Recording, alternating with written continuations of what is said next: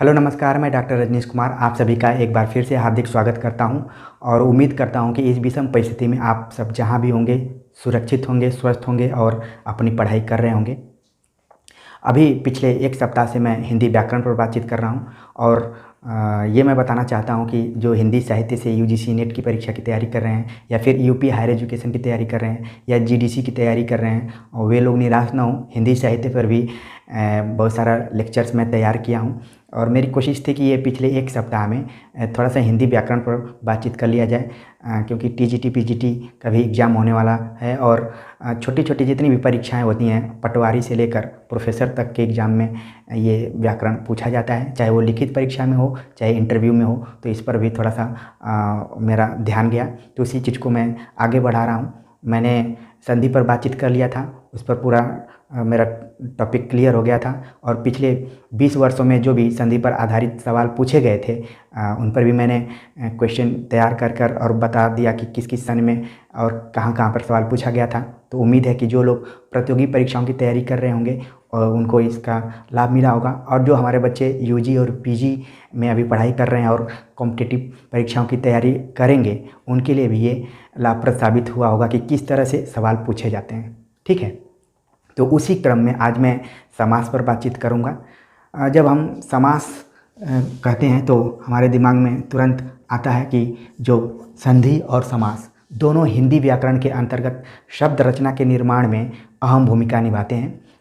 ठीक है, तो संधि का भी अहम रोल है और समास का भी है। समास का शाब्दिक अर्थ जो है वो है संक्षेप। संक्षेप मतलब कि कम से कम शब्दों में अधिक से अधिक अर्थ प्रस्तुत करना ही समास कहलाता है। और इस पद्धति को सर्वाधिक अपनाया था तो वह रीतिकाल के जो प्रमुख कवि हैं बिहारी लाल ने अपने काव्य पद्धति में समासिक पद्धतियों का ज़्यादातर प्रयोग किया है। इसीलिए उनको कहा जाता है कि गागर में सागर भरने वाले। ठीक है, तो समास का जो शाब्दिक अर्थ है वो संक्षेप करना। और देखा जाए इसका कई बार परीक्षा में पूछ दिया जाता है कि समास का विलोम क्या होता है, तो इसका विलोम जो होगा वो व्यास होगा। व्यास मतलब कोई चीज़ का विस्तारित रूप जो होता है वो व्यास कहलाता है और उसका संक्षिप्त रूप समास कहलाता है। तो उम्मीद है कि आप समास का विलोम व्यास भी आप समझ गए होंगे, परीक्षा में आएगा तो आप सही कर देंगे। ठीक है, कई बार संधि और समास में अंतर क्या होता है प्रतियोगी परीक्षाओं में या फिर इंटरव्यू में पूछ लिया जाता है। खासतौर से इंटरव्यू में पूछा जाता है कि संधि और समास में अंतर क्या होता है, तो उसको देखना जरूरी है। तो हम देखते हैं, एक तरफ मैं संधि लिख दे रहा हूँ और दूसरी तरफ समास लिख दे रहा हूँ, और अगर आप कापी कलम लिए हों तो आप भी इसको नोट कर लीजिए। संधि जब पढ़ा रहे थे तो इसमें पहला जो था कि इसमें दो वर्णों का मेल होता है, दो वर्णों के मेल से संधि बनती है। ठीक है, और जबकि समास जो होता है दो पदों के मेल से होता है, पदों के मेल से। अब ये पद क्या है इसको समझना ज़्यादा ज़रूरी है। वर्ण को तो मैंने संधि के समय में ही समझा दिया था, लेकिन ये पद क्या होता है। पद, शब्द और पद ये दो चीज़ें होती हैं, इनको समझना बहुत ज़्यादा ज़रूरी है। जब कोई शब्द वाक्य से स्वतंत्र रूप में अलग लिखा गया रहता है तो शब्द कहलाता है। जैसे मैंने लिखा राम, तो ये क्या है, एक शब्द है। और मैंने लिखा राम ने खाना खाया, तो ये क्या हो गया, पद हो गया। राम अभी तक शब्द में था लेकिन अब यहाँ पर ये एक पूरा पद हो गया, वाक्य के अंतर्गत आ गया। कई बार कहा जाता है कि कर्ता प्लस क्रिया और प्लस कारक, इन सब के मेल से जो संबंध बनता है वो पद कहलाता है। तो अब उम्मीद है आपको कि जो समास है इसमें दो पदों का मेल होता है, तो पद आपको समझ में आ गया होगा कि क्या है। अब दो पद होता है, जब हम संधि पढ़ रहे थे तो जब अलग कर रहे थे तो इसको कहा जाता था विच्छेद, इसलिए परीक्षा में आता है संधि विच्छेद। लेकिन समास में क्या होता है, विग्रह होता है। समास का हम विग्रह करते हैं, ठीक है, तब उसका अर्थ निकालते हैं। संधि में क्या होता है कि ज़्यादातर तत्सम शब्दों में ही संधि आती है, ठीक है, लेकिन समास में तत्सम के साथ साथ तद्भव और उर्दू के शब्द भी इसमें शामिल होते हैं। ठीक है, केवल तत्सम ही नहीं रहते हैं बल्कि तद्भव रहता है और उर्दू के भी शब्द रहते हैं समास के अंतर्गत। तो मुख्य रूप से संधि और समास में ये मोटे तौर पर अंतर है। ठीक है, तो उम्मीद है कि आपको समझ में आ गया होगा और आपने नोट भी कर लिया होगा। अब हम देखेंगे कि समास के कितने प्रकार हैं। व्याकरण की अलग अलग किताबों में अलग अलग ढंग से इसके प्रकार को दिया गया है। जब हम छोटी कक्षाओं में थे, जूनियर हाई स्कूल में थे या हाई स्कूल में पढ़ते थे, तो बताया गया कि समास कुल 6 प्रकार का होता है। उसको हमने याद कर लिया और परीक्षाओं में लिख देते थे कि 6 प्रकार का होता है, फला फला समास होता है। ठीक है, अव्ययी भाव समास, तत्पुरुष समास, कर्मधारय समास, द्विगु समास, द्वंद्व समास, बहुव्रीहि समास, ये सब हम लिख दिया करते थे। लेकिन अब आप जब अलग अलग व्याकरण किताब में देखेंगे तो कहीं पे 6 लिखा है, कहीं पर 4 लिखा है। ठीक है, तो हम देखते हैं कि मुख्य तौर पर हम 6 को मानकर ही बातचीत करेंगे, क्योंकि 6 जानेंगे तो ज़्यादा सही रहेगा। तो पहला समास है अव्ययी भाव समास, दूसरा है तत्पुरुष, तीसरा कर्मधारय, ठीक है, कर्मधारय, चौथा है द्विगु, पांचवा है द्वंद्व और छठा है बहुव्रीहि। बहुव्रीहि देख लीजिए किस तरीके से लिखा गया है, क्योंकि कई बार प्रतियोगी परीक्षाओं में यह शुद्ध अशुद्ध शब्द के रूप में भी आ जाता है कि कौन सा सही है। तो ध्यान में रखिए कि बड़ी की मात्रा कहाँ है और क्या। बोलने में हम बहुव्रीहि बोलते हैं, लेकिन लिखा जाता है बहुव्रीहि। ठीक है, तो ध्यान रखिए। इसके प्रकार में हम 6 प्रकारों की बात कर रहे थे और 4 की बात कर रहे थे। तो 4 कैसे हो जाता है? कई बार जो कर्मधारय और द्विगु है इसको तत्पुरुष के अंतर्गत ही मान लिया जाता है, तो इस तरीके से संख्या 4 हो जाती है। वैसे इसकी संख्या क्या है? पूरा 6 है। ठीक है, तो उम्मीद है कि इसको आप नोट कर लिए होंगे। समास पढ़ते समय एक चीज़ और ध्यान देने की ज़रूरत होती है कि इसमें 2 पदों की बातचीत की गई है। इसमें 2 पद होते हैं, ठीक, इन्हीं के योग से ये बनता है। तो कई बार इस पद को लिखा जाता है प्रथम पद, कई व्याकरण किताबों में लिखेंगे। कई बार लिखेगा पूर्व पद, ठीक है, कई बार लिखेगा पहला पद और इसको लिखेगा द्वितीय पद, ठीक, और इधर लिखेगा इसको उत्तर पद और इसको लिखेगा दूसरा पद। ठीक, तो इन्हीं पदों के आधार पर समास को पहचाना जाता है।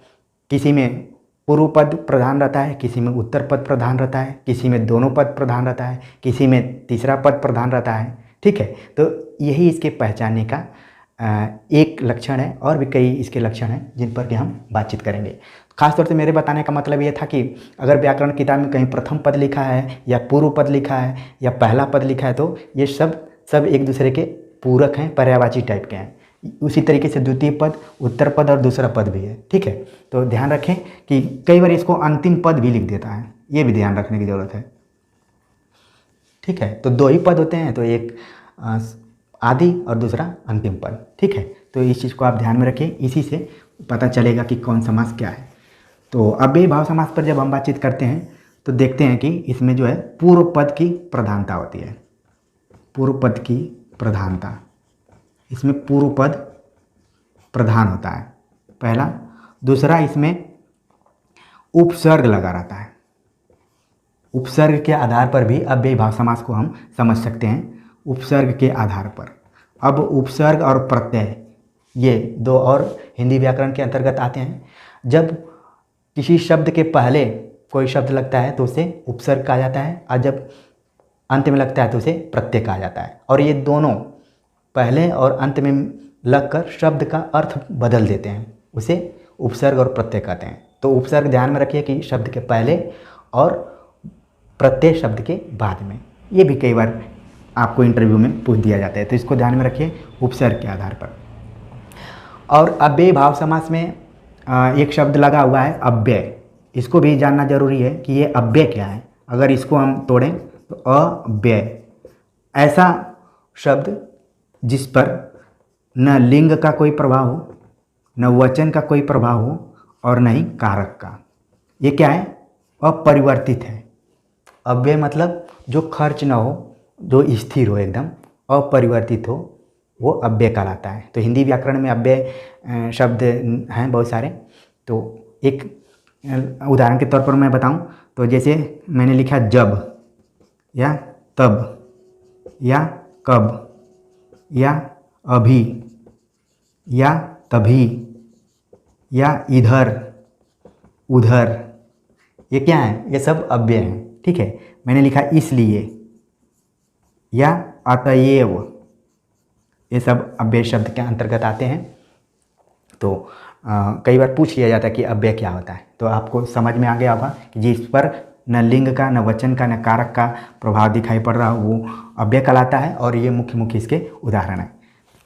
ठीक है, तो अव्यय भी समझ में आ गया होगा। और मैंने बताया कि इसमें पूर्व पद की प्रधानता होती है। सवाल कई बार पूछा जाता है कि किस समास में पूर्व पद की प्रधानता होती है, तो आपका उत्तर होगा अव्ययी भाव समास। तो इसमें संस्कृत से उपसर्ग लिए गए हैं। संस्कृत में कुल 22 उपसर्गों की संख्या है, फिर हिंदी से लिया गया है, फिर उर्दू से। इन तीनों में के उपसर्गों के आधार पर अव्ययी भाव समास बनता है। अव्ययी भाव समास का महत्वपूर्ण उदाहरण आपने सुना होगा यथाशक्ति।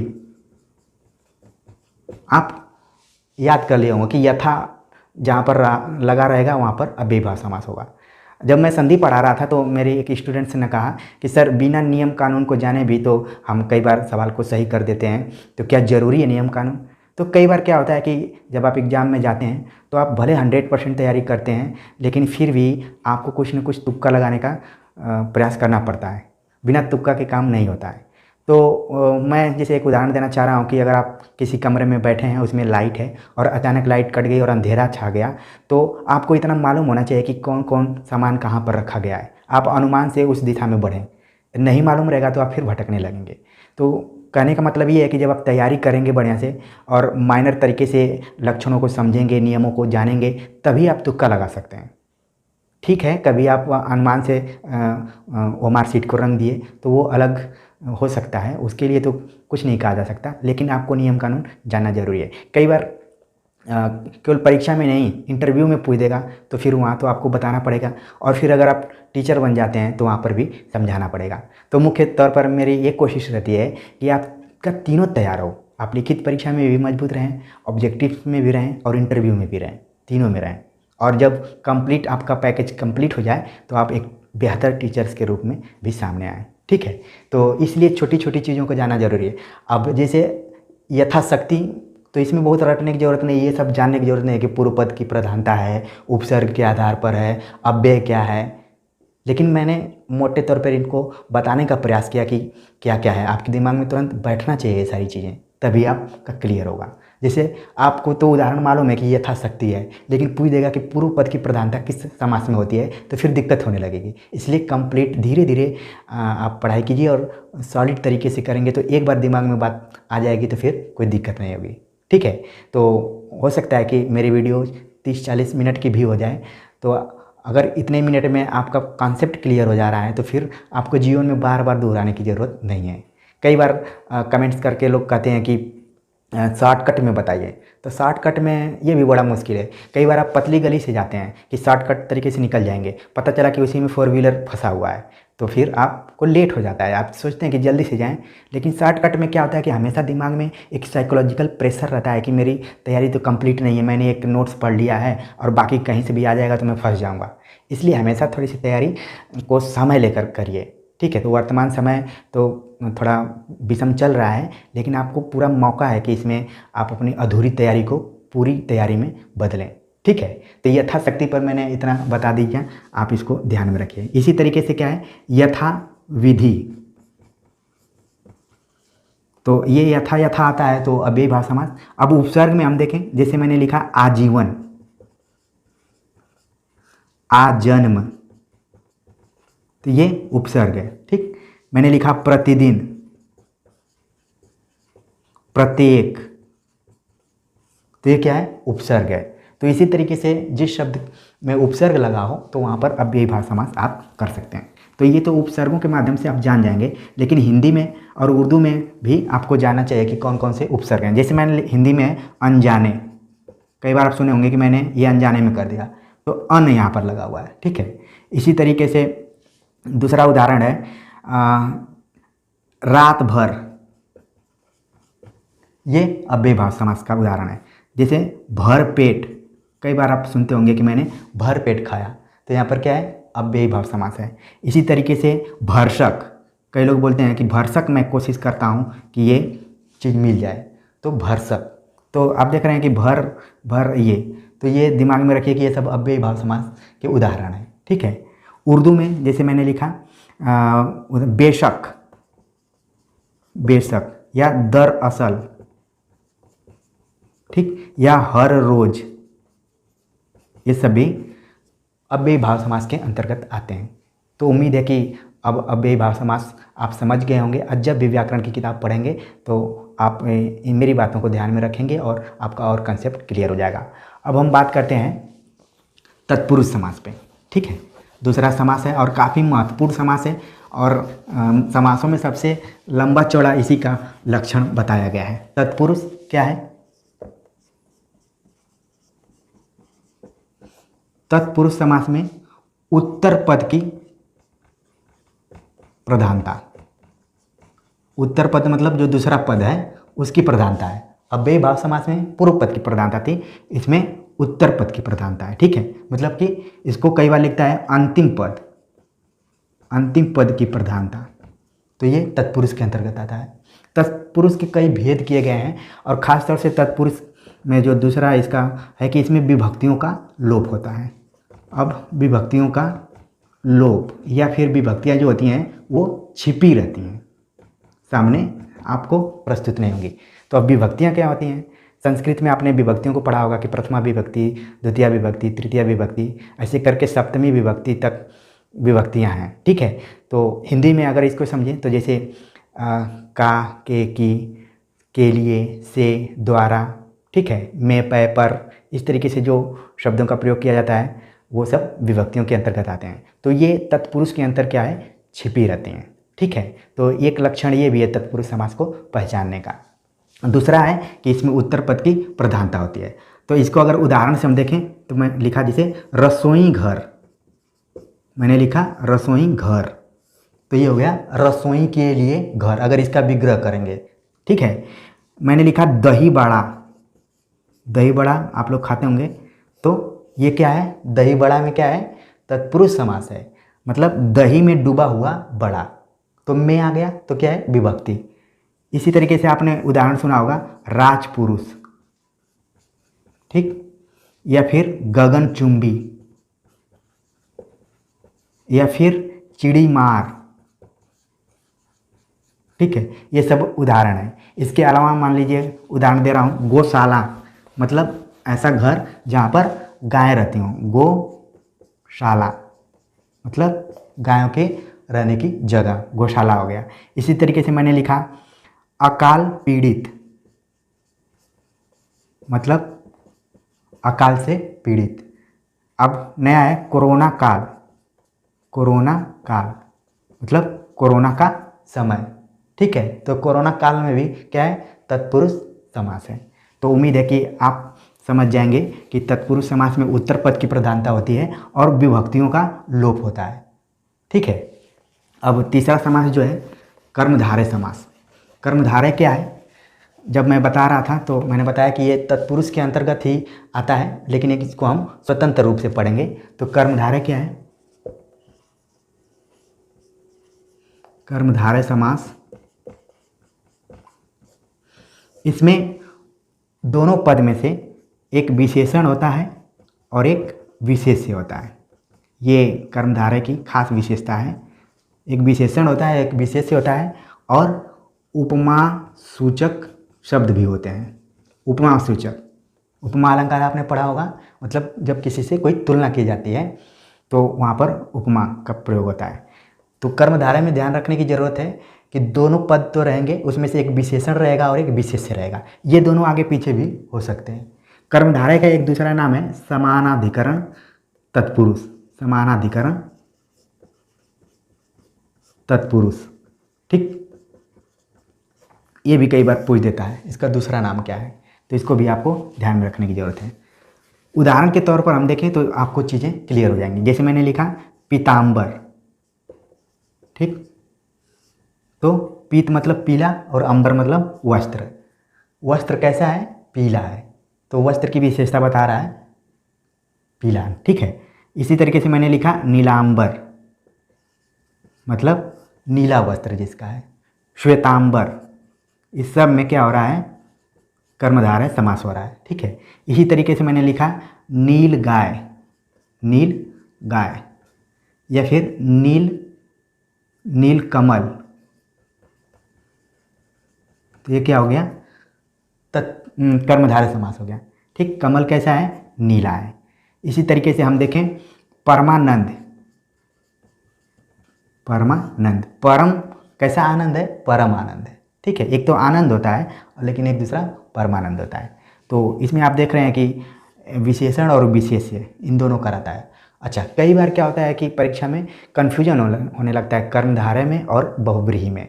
तो उस पर मैं बातचीत करूंगा कि किस तरीके से होता है जब बहुब्रीहि पढ़ाऊंगा तब। ठीक है, तो अभी उम्मीद है कि आप कर्मधारय को समझ गए होंगे कि दोनों पदों में से एक विशेषण होता है और एक विशेष्य। अब विशेषण और विशेष्य क्या है ये भी आपको जानना जरूरी है। विशेषण जब आप पढ़े होंगे तो संज्ञा और सर्वनाम की जो विशेषता बतलाता है उसे विशेषण कहते हैं। अब संज्ञा क्या है? किसी व्यक्ति या वस्तु के नाम को संज्ञा कहते हैं। और सर्वनाम जब संज्ञा के स्थान पर कोई अन्य चीज़ प्रयुक्त होती है तो उसे सर्वनाम कहते हैं।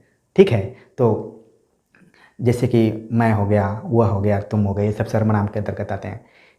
तो और विशेष्य जो विशेषण की विशेषता बतलाता है। अब जैसे गाय क्या है? संज्ञा है। ठीक है, ये कैसी है? नीली है, तो इसकी विशेषता बतला रहा है। ठीक है, नील गाय। तो कन्फ्यूजन होने लगता है बहुब्रीहि में और कर्मधारय में। जैसे पीताम्बर मैंने उदाहरण दिया, ये बहुब्रीहि का भी उदाहरण है। जब हम इसका विग्रह करेंगे, पीला वस्त्र जो धारण करता है वो पीताम्बर कहलाता है। जब विग्रह नहीं करेंगे तो वो कर्मधारय के अंतर्गत आएगा। ध्यान रहे कि जब आप परीक्षा देने जाएंगे तो विकल्प में पीताम्बर अगर सवाल आ गया है प्रश्न के रूप में तो विकल्प में या तो कर्मधारय रहेगा या तो बहुब्रीहि रहेगा। दोनों रहेगा तो इसका उत्तर दोनों हो जाएगा।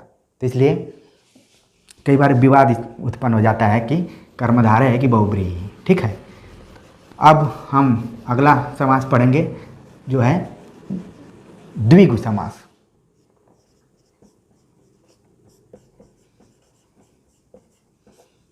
द्विगु समास में जो पूर्व पद होता है वो संख्यावाची होता है। ठीक, संख्यावाची होता है।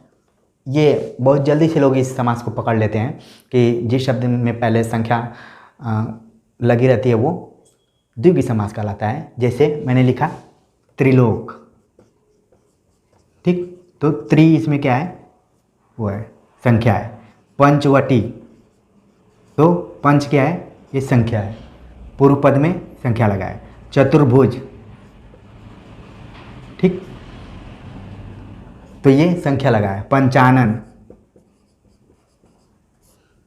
तो ये द्विगु समास का उदाहरण है। लेकिन इसका भी बहुब्रीहि में कई बार कन्फ्यूजन होने लगता है कि ये बहुब्रीहि है कि द्विगु है। जैसे मैंने लिखा दशानन। दशानन, तो इसमें भी संख्या लगी हुई है लेकिन दशानन खास एक व्यक्ति के लिए प्रयुक्त किया जाता है, रावण के लिए। तो ये अन्य व्यक्ति इसमें प्रधान है, अन्य पद प्रधान है, इसलिए बहुब्रीहि हो जा रहा है। यही खास तौर से अंतर देखना है कि कर्मधारय और द्विगु इन सब का उदाहरण भी कई बार बहुब्रीहि में मिलता है, लेकिन विग्रह करने के बाद जब कोई अन्य अर्थ निकलता है तो वहाँ पर बहुब्रीहि होने लगती है। ठीक है, तो अभी जब विकल्प में बहुब्रीहि नहीं रहेगा तो आप निसंकोच इसको द्विगु समास मान लेंगे। ठीक है, अगला जो समास है वो है द्वंद्व समास। इसके शब्द में ही अर्थ छिपा हुआ है कि दोनों पदों में क्या होगा? द्वंद्व टाइप का होगा, मतलब दोनों पद प्रधान होंगे। ठीक, दोनों पद प्रधान होंगे, मुख्य होंगे। वो पूर्व पद हो या फिर उत्तर पद हो, कोई भी हो, दोनों प्रधान होंगे। जैसे मैंने लिखा माता पिता। ठीक, भाई बहन, दोनों क्या हैं? प्रधान हैं। पाप पुण्य। ठीक, दाल चावल, या फिर यहाँ पर रोटी भी कर सकते हैं आप। ठीक है, तो देख रहे हैं कि द्वंद्व समास में दोनों पदों की प्रधानता है और एक तरीके से द्वंद्व टाइप का है इसमें। ठीक है, तो तुरंत आप इसको पकड़ लेंगे। इसके अंदर एक और पहचानने की ज़रूरत है कि इसमें और छिपा रहता है। ठीक, माता और पिता, भाई और बहन ना, बेटा बेटी, इसमें भी क्या होगा? द्वंद्व समास होगा। ठीक है, तो इस चीज़ को आपको ध्यान में रखने की ज़रूरत है। और दोनों पद प्रधान होंगे। कई बार डायरेक्ट सवाल पूछ देता है कि किसमें दोनों पद प्रधान होते हैं, तो हो गया आपका द्वंद्व समास। अब हम बहुब्रीहि समास में आ रहे हैं, जो कि आखिरी समास है। उसमें क्या है कि उसमें न पहला पद प्रधान होता है न दूसरा पद प्रधान होता है, बल्कि अन्य पद प्रधान होता है। ठीक है, बहुब्रीहि समास। बहुब्रीहि देख लीजिए कि कैसे लिखा गया है, कई बार एग्जाम में पूछता है। इसमें अन्य पद की प्रधानता होती है। जैसे हमने शब्द शक्ति आप लोग पढ़े होंगे, तो उसमें 3 तरीके की शब्द शक्तियाँ होती हैं, अभिधा, लक्षणा और व्यंजना। तो व्यंजना जो होती है वो अन्य अर्थ की तरफ संकेत करती है। उसी तरह से बहुब्रीहि, अभी तक हम 2 पदों की बात कर रहे थे, लेकिन ये अन्य पद की तरफ इसमें जब हम किसी भी शब्द का विग्रह करते हैं, जैसे मैंने उदाहरण बताया कि दशानन, तो इसमें तो संख्यावाची है, एक तरीके से ये द्विग होना चाहिए, लेकिन ये क्या है, बहुब्रीहि है। इसी तरीके से मैंने लिखा चक्र पाणी, जिसके हाथ में चक्र हो, या वीणा पाणी। ठीक है, ये सब किसके हैं, बहुब्रीहि के उदाहरण। लंबोदर, वर्तमान समय में बहुत सारे लोगों का पेट निकला हुआ, लेकिन लंबोदर एक खास व्यक्ति के लिए कहा गया हुआ है, गणेश जी। इसी तरीके से वर्तमान में अगर किसी को लंबोदर बोलेंगे तो बहुत दिक्कत भी हो सकती है, लेकिन गणेश जी के लिए ये शब्द प्रचलित है। इसी तरीके से चंद्रशेखर, चंद्रशेखर जो कि शंकर जी के लिए। ठीक है, इसी तरीके से महादेव या फिर महात्मा, महात्मा गांधी। तो महात्मा शब्द भी कई बार जो उपाधि टाइप का होता है वो बहुब्रीहि के अंतर्गत आता है, जो कि अन्य किसी व्यक्ति के लिए तरफ संकेत करता है, अन्य पद इसमें प्रधान होता है। तो उम्मीद है कि ये सारी चीज़ें आपको समझ में आ गई होंगी। बस समास पढ़ते हुए ध्यान देने की जरूरत ये है कि जो 2 पद होते हैं, किसमें पूर्व पद प्रधान होता है, किसमें उत्तर पद प्रधान होता है, किसमें दोनों पद प्रधान होते हैं। ठीक है, किसमें अन्य पद प्रधान होता है, ये ध्यान में रखने की ज़रूरत है। और उनके लक्षणों को भी मैंने बता दिया कि क्या क्या उसमें रहता है। ठीक है, जैसे कि अव्ययी भाव समास में उपसर्ग से आप पकड़ सकते हैं, तत्पुरुष में विभक्तियों का लोप होता है तो उसके माध्यम से पकड़ सकते हैं, कर्मधारय में विशेषण के माध्यम से पकड़ सकते हैं। ठीक है, द्विग में संख्यावाची से पकड़ सकते हैं, द्वंद्व में दोनों पद प्रधान होते हैं तो उसके माध्यम से पकड़ सकते हैं, उसमें और छिपा रहता है उसके।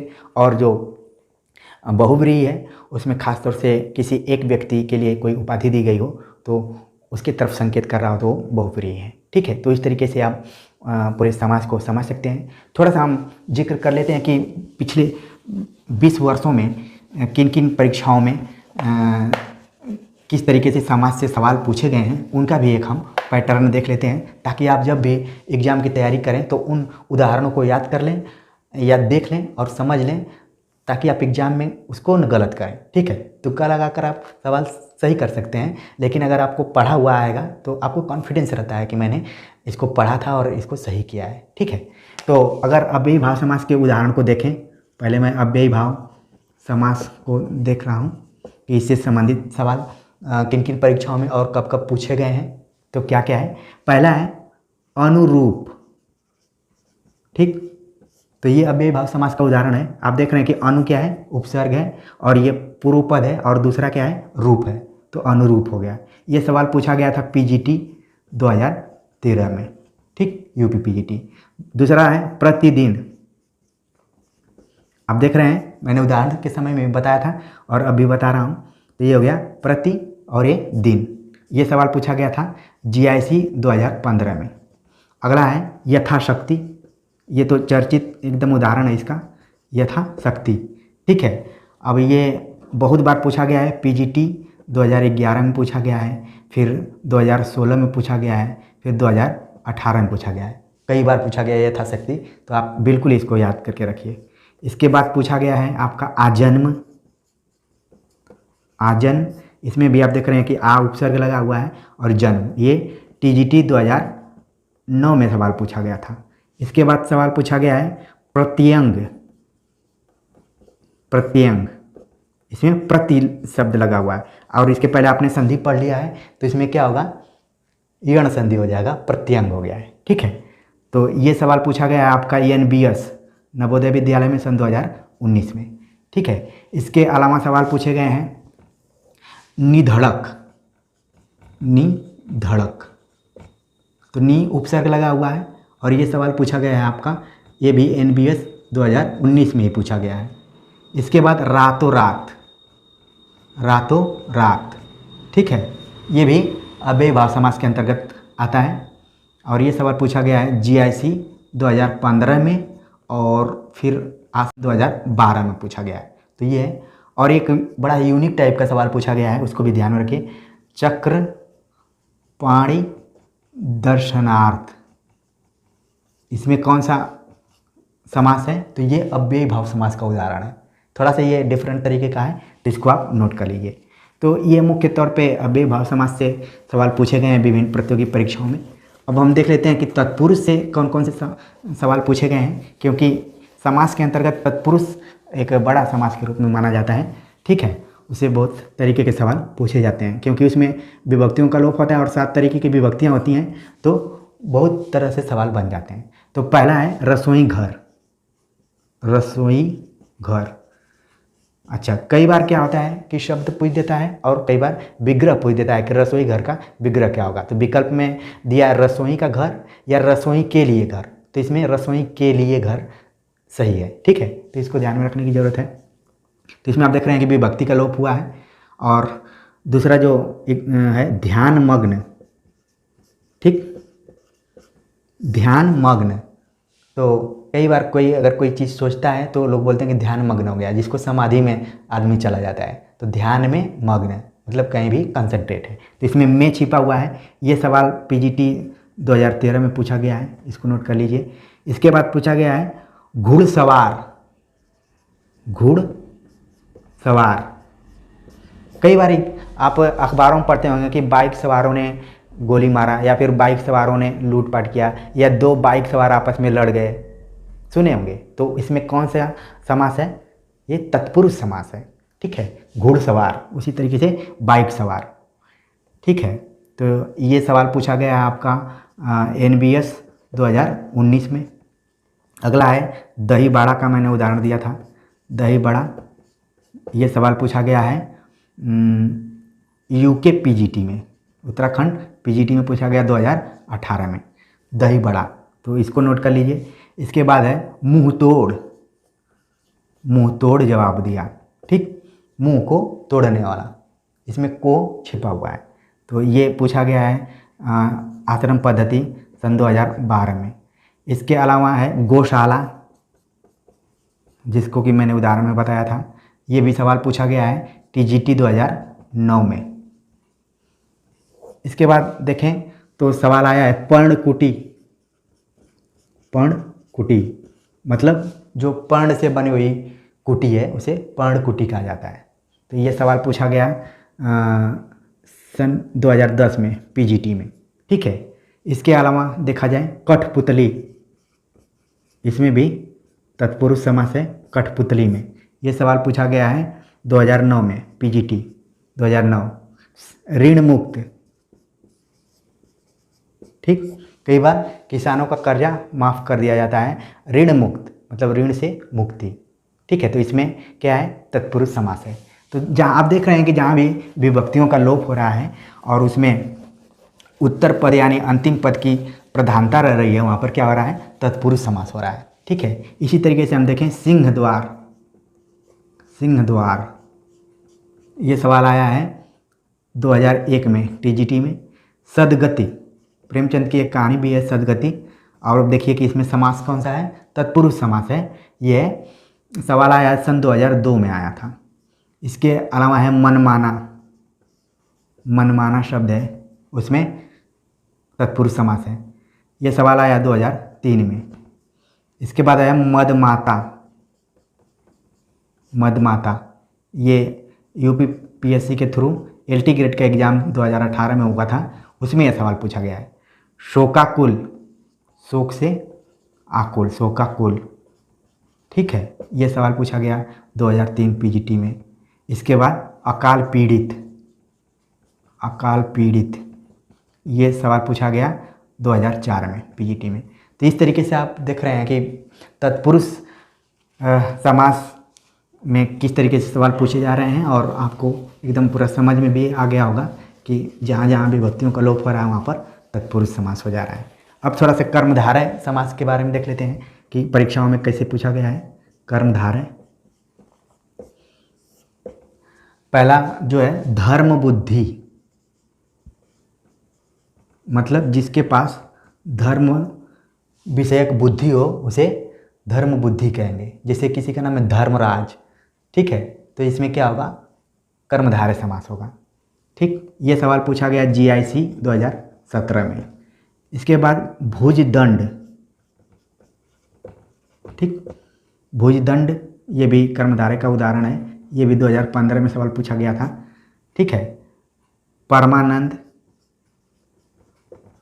परम आनंद, ये सवाल पूछा गया आपका 2013 में, जैसे 2013 में। इसके बाद नील गाय, नील गाय, ये सवाल पूछा गया है, 2 बार सवाल पूछा गया है, PGT 2011 में और फिर TGT 2011 में, मतलब 2011 में दोहरा दिया गया है इस सवाल को। ठीक है, इसके बाद चंद्रमुख, चंद्रमुख जैसा कि मैंने कर्मधारय को बताते हुए बताया था कि उसमें उपमा सूचक शब्दों का भी प्रयोग किया जाता है। तो जब आप उपमा अलंकार पढ़ेंगे तो उसमें चंद्रमुख, कि चंद्रमा के समान जिसका मुख हो, तो क्या हो गया यहाँ पर कर्मधारय समास हो गया। ये सवाल पूछा गया है TGT 2016 में, ये भी ध्यान में रखने की जरूरत है। सद्भावना, मतलब सच्ची भावना जिसके अंतर्गत हो, सद्भावना, तो ये विशेषण विशेष्य का आपस में संबंध है, उसी पर आधारित है, तो इसको आप ध्यान में रखिए। ये हो गया NBS 2019 में सवाल पूछा गया है। तो कर्मधारय से इस तरीके से सवाल आते हैं। नीलांबर, पीतांबर, श्वेतांबर, ये सब तो है ही, उन सारी चीज़ों को भी आप ध्यान में रखिए। ठीक है, जब थोड़ा सा नियम समझ जाएंगे तो फिर किसी भी तरीके का सवाल आएगा आप तुरंत उसको हल कर लेंगे। अगर द्विगु समास का हम उदाहरण देखें, द्विगु समास में कौन कौन सा उदाहरण है, तो देखा जाए, पहला है तिरंगा। ठीक, तो इसमें क्या लगा हुआ है, संख्या लगी हुई है, तो तिरंगा हो गया। ठीक है, लेकिन कई बार ये हमारे राष्ट्रीय ध्वज के लिए भी प्रयोग में लाया जाता है, तो इसमें बहुब्रीहि समास भी हो सकता है, तो ध्यान में रखने की ज़रूरत है। ये सवाल आया है TGT 2009 में।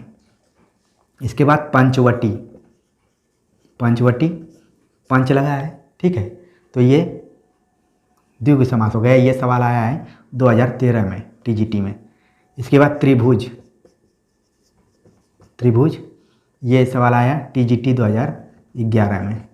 ठीक है, तो ये मुख्य रूप से द्विगु समास से ज़्यादातर उदाहरण बहुत ही ईजी रहते हैं, समझ में आ जाते हैं। बस ध्यान में रखने की ज़रूरत ये है कि सवाल पूछ देगा कि किस समास में पहला पद संख्यावाची होता है, यही ध्यान में रखने की ज़रूरत है ज़्यादातर। ठीक, अब द्वंद्व के बारे में बात कर लेते हैं कि परीक्षाओं में द्वंद्व से संबंधित कौन कौन से सवाल आए हैं। द्वंद्व समास से तो पहला समास है पाप पुण्य, पहला उदाहरण। ठीक, आप देख रहे हैं कि एक तरफ पाप की बात की जा रही है, दूसरी तरफ पुण्य की, द्वंद्व है इसमें, और दोनों पदों की क्या है, प्रधानता है। ये सवाल पूछा गया TGT 2013 में।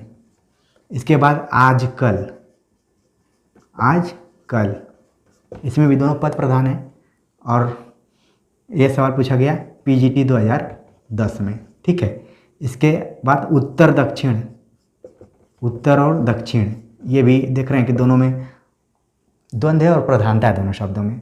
ठीक है, तो एक तरीके से ध्यान में रखिए कि एक शब्द जब दूसरे शब्द का विलोम होता है तो वहाँ पर क्या होगा, द्वंद्व समास हो सकता है। ठीक है, ये भी आप अपने दिमाग में रख सकते हैं। ये 2016 में आया था TGT में। जय पराजय, जय पराजय, ये भी सवाल आया 2005 में आया था ये PGT में। हानि लाभ, हानि और लाभ, ये सवाल आया 2004 में। तो इस तरीके से हम देख रहे हैं कि जो द्वंद्व समास है उसमें दोनों पदों की प्रधानता है, और उसमें एक जो शब्द है, एक पद दूसरे पद का विलोम है, तो ये भी लक्षण के रूप में आप अपने दिमाग में रख सकते हैं, और समास को जैसे ही देखेंगे, शब्द को जैसे ही देखेंगे आप पहचान जाएंगे। ठीक है, और आखिरी देख रहे हैं बहुव्रीहि, बहुव्रीहि, बहुव्रीहि समास में कौन कौन से उदाहरण ज़्यादातर पूछे गए हैं। इसमें एक पूछा गया कुसुमाकर, नए नए उदाहरण सेटर्स, पेपर सेटर्स बनाते रहते हैं और रिसर्च करते रहते हैं, तो आपको भी ध्यान में रखने की ज़रूरत है। कुसुमाकर का मतलब होता है कि फूलों का गुच्छा, ठीक है। इसका अन्य अर्थ क्या हो जा रहा है, फूलों का गुच्छा, इसलिए इसमें बहुव्रीहि समास है, ठीक है। कूपमंडूक कई बार लोगों के लिए प्रयुक्त किया जाता है कि तुम बहुत कूपमंडूक हो, मतलब ज़्यादा दुनिया नहीं देखे हो, एक सीमित दायरे में रहते हो। तो ये है, ये सवाल पूछा गया सन 2012 में, ठीक है, एपी के एग्ज़ाम में। और ये सवाल पूछा गया था जीआईसी 2015 में, तो ये ध्यान में रखिए। और पीताम्बर आ गया इसमें, पीला है वस्त्र जिसका, पीताम्बर, इसको आप ध्यान में रखिए। पीजीटी 2016 में ये एग्ज़ाम में आया था। इसके बाद है निर्दय, मतलब जिसके अंदर दया ना हो, वो क्या हो गया, निर्दय। आप देख रहे हैं कि यहाँ पर नी उपसर्ग टाइप लग रहा है, लेकिन इसमें समास क्या है, बहुव्रीहि समास। यही अंतर की मैं बार बार बात कर रहा हूँ, इन सारी चीज़ों को ध्यान में रखने की ज़रूरत है, ठीक है। तो ये हो गया। इसके बाद लंबोदर, लंबोदर पूछा गया है 2009 में टीजीटी के एग्ज़ाम में। फिर चक्रपाणी पूछा गया है, चक्रपाणी ये आया है सवाल 2018 में, जो यूपीपीसीएस के थ्रू एलटी ग्रेड का एग्ज़ाम हुआ था उसमें।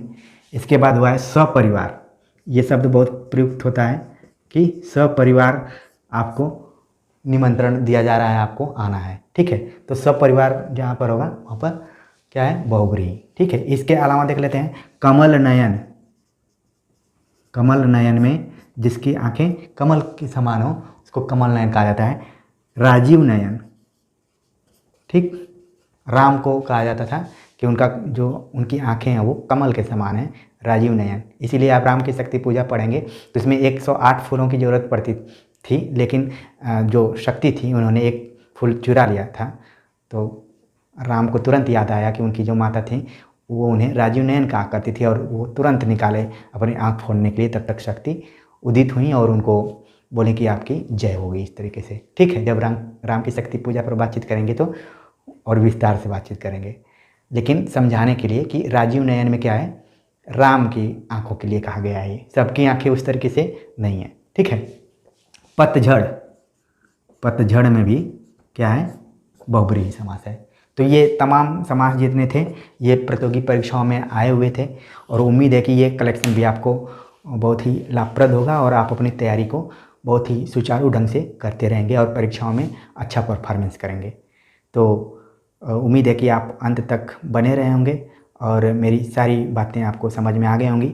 समाज से संबंधित जितने भी सवाल आएंगे आप हल कर लेंगे। तो कमेंट्स कर ज़रूर बताइए कि आज का लेक्चर कैसा लगा, और मिलते हैं एक नए टॉपिक के साथ, नए लेक्चर के साथ। तब तक के लिए धन्यवाद।